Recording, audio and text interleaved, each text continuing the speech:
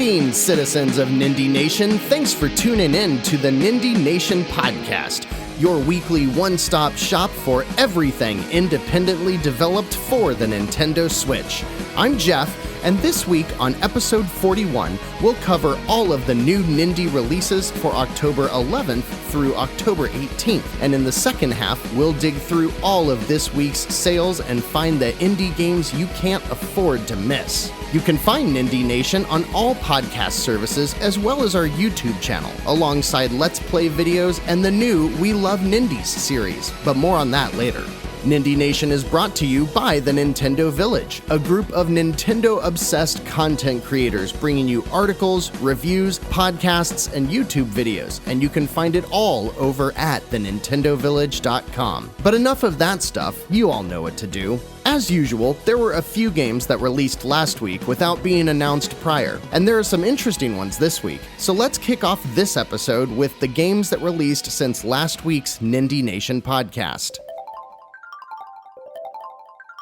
Eliza is a visual novel published by Alliance for $15 that takes place in present-day Seattle, where the world has turned to an all-knowing AI therapist named Eliza to help solve their problems. For $4, you can pick up Mahjong Puzzle Pai Sen by Haute Couture, and while the description is in hilariously broken English, none of the screenshots actually show English text, so buyer beware? Okay, I can't help myself here. Here are a few lines from this game's description. The rules are simple. Choose the connected pots and add them to your hand. Make a roll and earn points. Play tips. Let's aim a high score while thinking carefully. Use the middle stage well. Let's drop the upper stage and let the chopsticks connect. I can't do this. The bonus is increased each time the number of twins increases. Ranking mode tips. Compete with users across the country for unlimited time to jams. Keep on hitting the ultimate mahjong who will not be disturbed by real opponents or game computers. So now you know, that's Mahjong Puzzle Pai Sen for $4. Also released last week, Corpse Party Blood Drive is the third installment in this series that has quite the following on the PlayStation Vita. It releases by Marvelous for $17.99 and features the same group of kids in the same haunted elementary school as the previous installments. Crunch Time launched on sale for $7.49 from Navila Software Japan and is a clever 2D platformer that takes place in a world of computer code after a game programmer under enormous crunch went crazy and wrote himself into his code. The whole world is Axie art and features segments of the real world where you have to deal with things like emails from your boss while you're inside the code world seeking out the 4 remaining bugs in your own video game's code. River City Melee Mach is a title I'm surprised released with such a whimper, as it comes from Arc System Works for $14 and continues the lineage of the classic River City Ransom games in a similar 8-bit style but with a focus on an arcade brawler battle royale. I'm adding this one to my wish list, but I really hope that we get a demo sometime. And finally, a game that released last week that I can't look at a single screen or even read the name without cracking up. So let me get you in the right mindset. Picture the original artwork for Doom, the big letters of Doom, and you see the Doom guy on the mountain of enemies holding the gun and pushing the one enemy away. Okay, replace the letters of Doom with BDSM. You might think that this is a sexy time game, but no, BDSM stands for Big Drunk Satanic Massacre, and the Doom guy is replaced with a drunk teenage son of Satan holding a Tommy gun and a 40.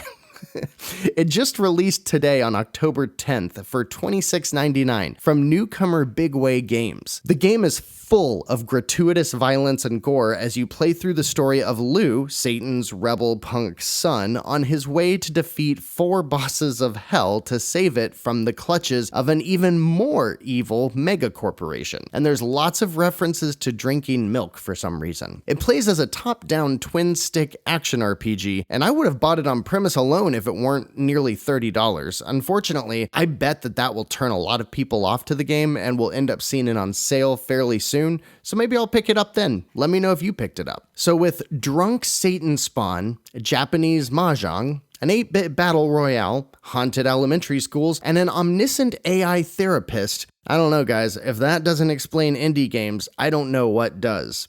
Oh, yes I do. You know what explains the world of Nindies? How about a whopping 28 new releases coming up? Strap in, citizens, let's get right to it. These are the games releasing from October 11th through October 18th. Silk touts itself as being the biggest handcrafted open world of all time, where you will explore 3 million square miles of the ancient Silk Road during 200 AD and become either an intrepid traveler or a ruthless conqueror. Playing out like a mix of an old-school tile RPG and something that resembles the Oregon Trail, the game looks like a lot of slow-paced, static screen exploration with dialogue and a lot of decision trees. All 3 million miles from the award-winning game designer Chris Bateman, who has really created 3 games that I've never heard of.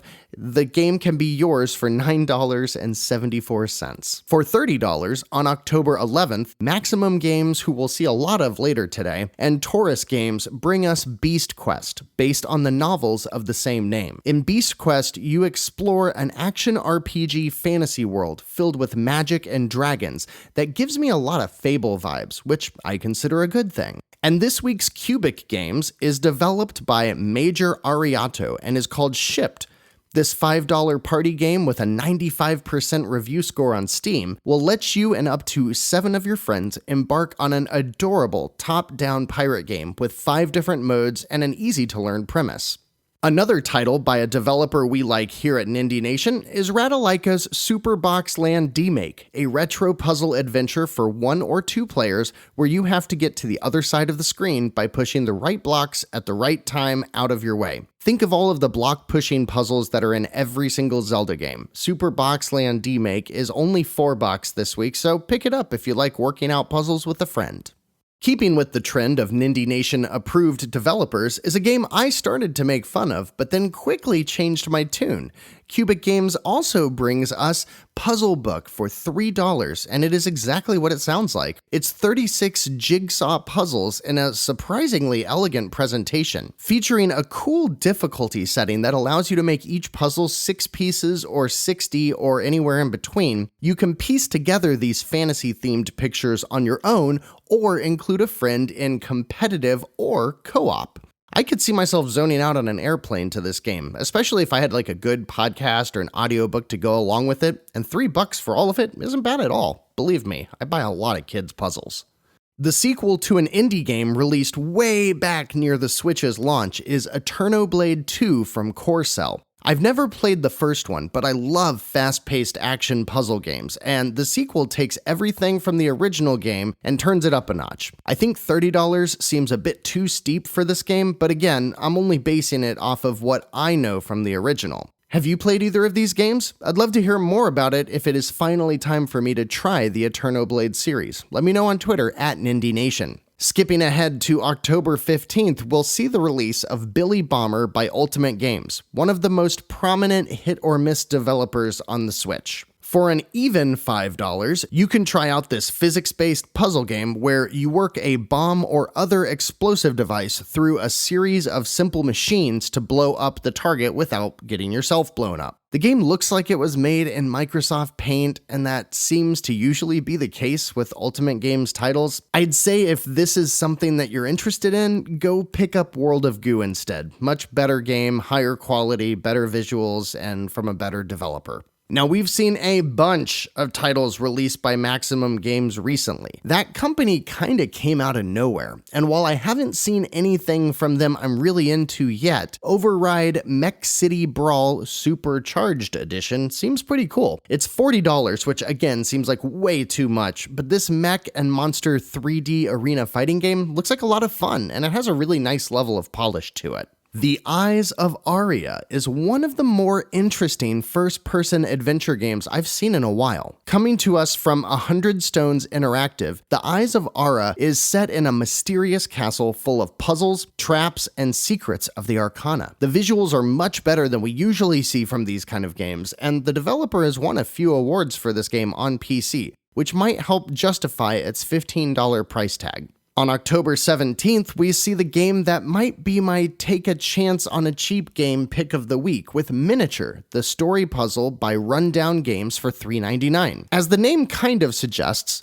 Miniature is a story-driven puzzle game with an incredibly unique twist. Everything in the game is in this realistic-looking diorama style, and your job is to move the camera into the right position, and then move the pieces, the characters, the little figurines, and even the pieces of environment around inside the diorama until you find the right scene or setting, and you'll hear a voiceover progress the story as the diorama comes to life. I'm not sure if it plays out as well as it looks like it does, but I think this idea is genius. And I'm really interested in taking a $4 chance on Miniature, the story puzzle. One of my favorite stories in the world of indie games starts out as a bit of a downer, but can often bring us some of the best games out there. And that could very well be the case with Kine by Gwen Frey. One of the lead animators at Irrational Games, Gwen Frey lost her job right after the launch of BioShock Infinite, when Irrational Games went from a 300-person studio all the way down to just a couple dozen. At that point, she took her talents and started working on her dream solo project. Kine is a 3D narrative puzzle game about 3 daring machines that aspire to be musicians. Embark across a theatrical dreamscape by solving a wide variety of increasingly difficult 3D puzzles. Guide Euler, Quat, and Rue as they struggle to form a band and find their big break. With a quirky papercraft machinery style and comic book narration throughout, you can embark on this adventure for $20 and see what Gwen Frey's Studio of One, called Chump Squad, has been working on. Another release on October 17th is a little bit of everything in Where the Bees Make Honey by Whitehorn Digital and Wakefield Interactive. The game launches on sale for $6.99 and utilizes multiple forms of 3D adventure and puzzle to tell a dreamlike story about a grown woman reflecting on the carefree days of her childhood through a series of vignettes that each have their own different approach to gameplay. It really does just have about a little bit of everything in it. Sea Salt for $14.99 is yet another newcomer developer named YCJY and is a dark fantasy reverse horror action strategy game. It's a mouthful, where you play as the nightmarish force of Dagon by controlling and growing a horde of minions. With a familiar gothic 16-bit art style, this game is a little different take on the dungeon master type, where you modify terrain, set traps, and command your minions to unleash horrors upon the humans who have denied you whatever it is that you're owed. I don't typically do a bunch of the puzzle hybrid games, but this one is going on my wish list because the combination of a familiar graphic style that I really like and the different approach to a well-worn gameplay loop seems like it comes together to make something really special. Get on your party hats, people. The Jackbox Party Pack 6 launches on the 17th for $30 and is yet another new collection of hilarious and innovative party games built specifically to create a night full of laughter and fun with your friends who typically may not consider themselves gamers. This new collection has been making the rounds at recent trade shows, so I've seen quite a bit of it, and in addition to having the sequel to the fantastic Trivia Murder Party, Party Pack 6 brings 5 other new games, including the popular Role Models, which involves your friends secretly performing personality quizzes on each other in a way that is sure to embarrass everybody in the room. And one of the newest features that is sure to drive a ton of online attention to Party Pack 6 is that these games all now have specific modes built for streamers to play the titles without any worry of lag or latency to an audience of 10 or 10,000 who can participate through Twitch, Ustream, and Mixer chat. And that in itself, I think, think will be enough for many to jump into the next iteration of these insanely entertaining collections. Sub-Level Zero Redux might just be my pick of the week. This first-person space shooter takes gameplay similar to the 90s hits like Descent or the LucasArts Star Wars games and puts it into a Metroidvania roguelike. You might be asking yourself right now, so I'll just get it out of the way. Yes, this is a space shooter in first person with procedurally generated levels, roguelike mechanics, and RPG elements.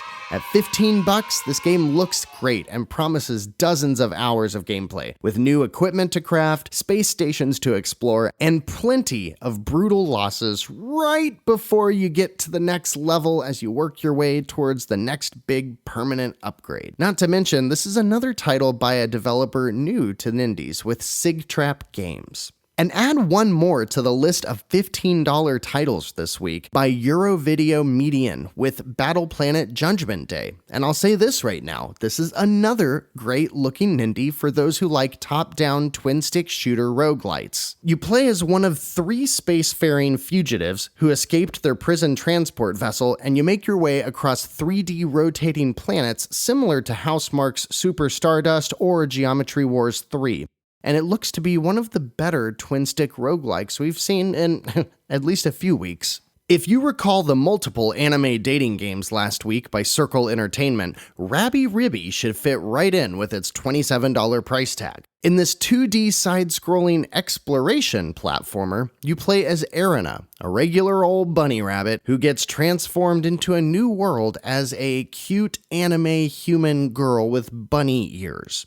As you soon meet your partner, the pink-haired fairy named Ribbon, you will explore the world together in a non-linear fashion, seeking out story beats, close-quarters combat, tons of upgrades and unlockables, and a story that will definitely be ridiculous. I'm not sure the premise and the anime bunny girls are what I need in my library right now, but honestly, the rest of the game looks pretty decent.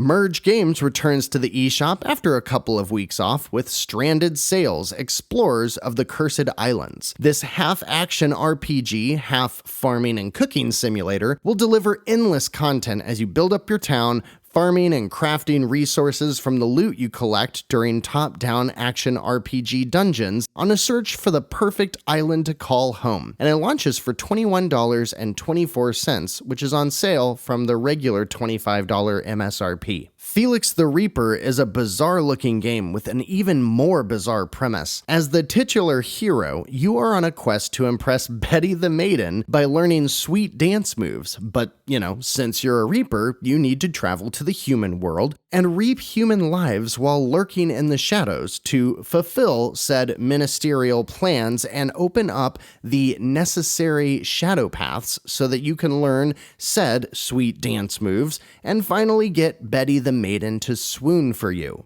I guess you could call this another puzzle adventure game. Early reviews are mostly positive, and while it comes from the mediocre publisher Deadlick, you can't help but at least be a little curious when seeing what this game sets out to accomplish. And you can see for yourself for $25 next week. Domiverse is a 2D multiplayer arena fighter with retro pixel aesthetics from Haunted Tie. Another $15 indie this week and includes super crazy characters such as Schlups the Sausage Prince, Oozle the Karatika Starfish, and Snackety the half-cat, half-snake. Not gonna lie, I'm not sure what to think of this game, but really that's okay, because while I love me some Nindies, if I'm gonna play a game like this, I'm just gonna load up Smash Brothers and decimate all you fools with Rosalina. Summer Sweetheart is one of the most perverse anime girl dating games I've seen yet, and if you've been with us for the last, year, that's saying a lot. This one actually features real people in live video, acting out things that supposedly make you want to virtually date them. It is made by Thingy Gun, which just that sounds gross, and features playing maid dress up and just watching young girls sleep. Keep in mind, while a lot of these scenes have anime characters, a really large portion of this game are actual people parading in front of a camera just to make people think they are actually trying to tease them, and it's just, man, I don't know. It's $20. Finally, We get to October 18th with just a few releases to wrap up the week. First up is Warbital for $12.99 by newcomer Team Jolly Roger. Warbital is a real-time strategy game that takes place in space with lots of cool gravity mechanics and combat that spans multiple planets across a solar system. This one is hard to explain as well verbally, but it looks super cool and is going on my wish list the next time I'm in the mood for an RTS.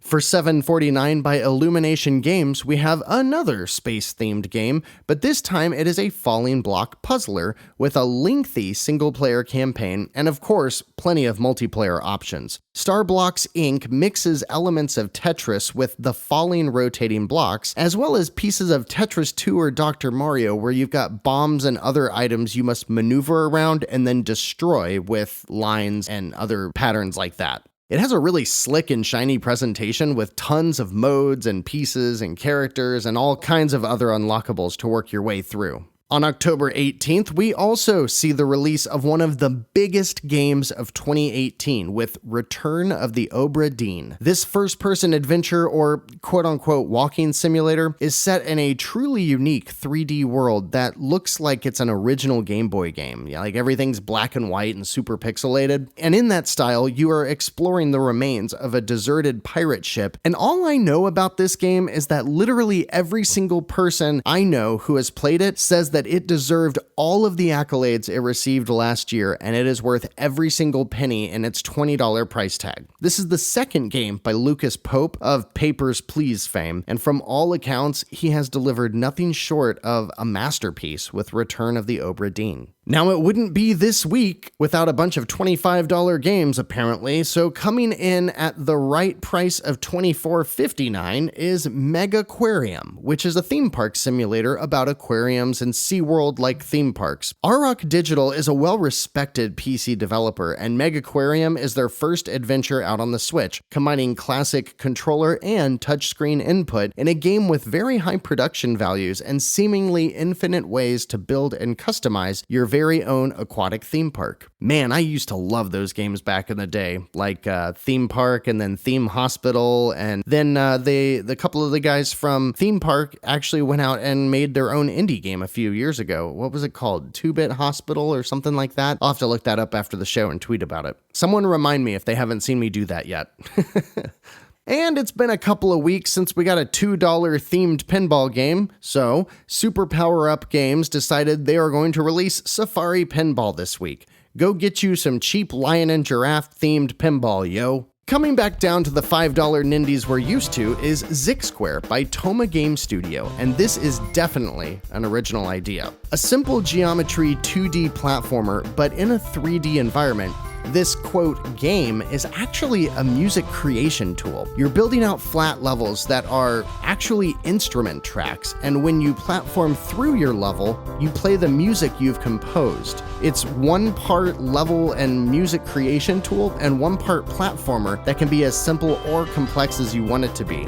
If you are familiar with music editing programs, it really looks like he's running around in like a sequencer, like running around in Fruity Loops or Logic, or running around in Pro Tools or GarageBand. It's really cool looking. Now, the game will surely live or die by the community that's supporting it, so if we see this game charting on the eShop, it might be worth trying out. Zik Square would definitely do well to get a demo, especially if you were able to upload demo levels to the full game's database, but that remains to be seen if we'll get one. And bringing us home with this week's final new release, we get Pig Eat Ball for $14.99 by Mommy's Best Games. And I think that this team is crazy. In Pig Eat Ball, you play a, quote, insane action adventure about eating, getting fat, and barfing on things. Fight, eat, and solve your way through 200 plus action levels using amazing neo-arcade gameplay, end quote. It has that really gross type of art style that we see from like Escape Dudeland or some of the Adult Swim games, or I guess in that vein, it looks a lot like an episode of Aqua Teen Hunger Force. It seems like it is mostly a top-down twin-stick shooter, but really it's kind of hard to tell because in every video and screenshot, I mean, if you're watching the video, you can see it here, there's just so much going on that it's kind of hard to tell exactly what you're doing in this game. But geez, That was a lot. What are you feeling this week? If we're going off of scores, it'd have to be the return of Obra Dinn, right? If you're feeling a puzzler game, I think we've got at least one of every single type in the genre. Miniature, the diorama-themed game, is probably my pick for a puzzler this week, and it's only $4, but I'm also feeling Kine by Gwen Frey. Personally, I love me some twin-stick roguelikes, so I'm leaning towards Sub-Level Zero Redux or Battle Planet Judgment Day, which, upon further consideration, are both terribly generic names, but look fun to me nonetheless.